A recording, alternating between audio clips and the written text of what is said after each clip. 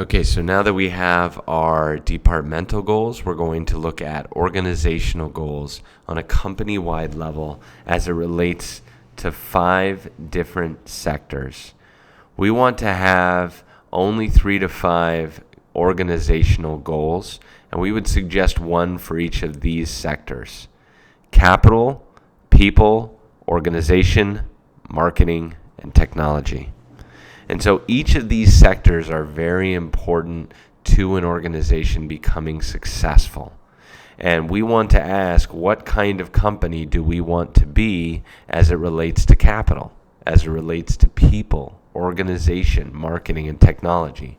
Maybe we don't want to be the most technologically advanced restoration company in the country. Maybe we want to, harken back to simpler times, and we want to trust in reliable and, proven systems. On the other hand, maybe we want to be known as the high-tech restoration company that, brings out some crazy experimental stuff that we get called when there's a crazy weird loss, right, that nobody else would know how to handle. We want to be that technologically advanced and in some cases maybe more expensive company, right?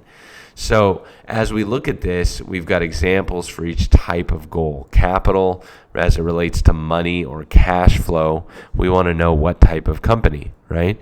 Do we have a company that the owner is trying to pull out money out of every single year? Or do we have a company that's trying to position ourselves for selling one day? Or is it for leaving the company to a individual? Again, all of these decisions will impact the way that we manage our incoming cash flow into the organization. Then people. We want to set people goals. What kind of employees do we want to have? Do we want a diverse staff? Maybe we don't. Maybe we want to hire local people, right, that are just like us, and that, we want a cohesive group. We don't want this cutting edge, millennial foosball playing employees. We want to be a certain organization. And again, I'm not encouraging discrimination on the basis of anything that is illegal, but we want a culture that embraces certain ideals. And those ideals are not the same from company to company. And that's more than okay. It's fantastic. It's what makes us unique and different.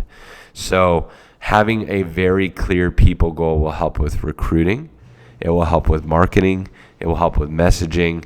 You want to have a clear goal of what kind of people you want within your organization and how you want them to behave.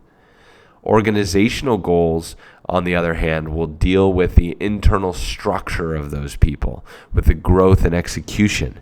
Not everyone wants a well-oiled machine. A lot of people want this creative, free space, right, where we don't have strict rules or procedures in place, where everyone's just kind of operating with their hunch. And again, nothing wrong with that, but you want a good organizational goal.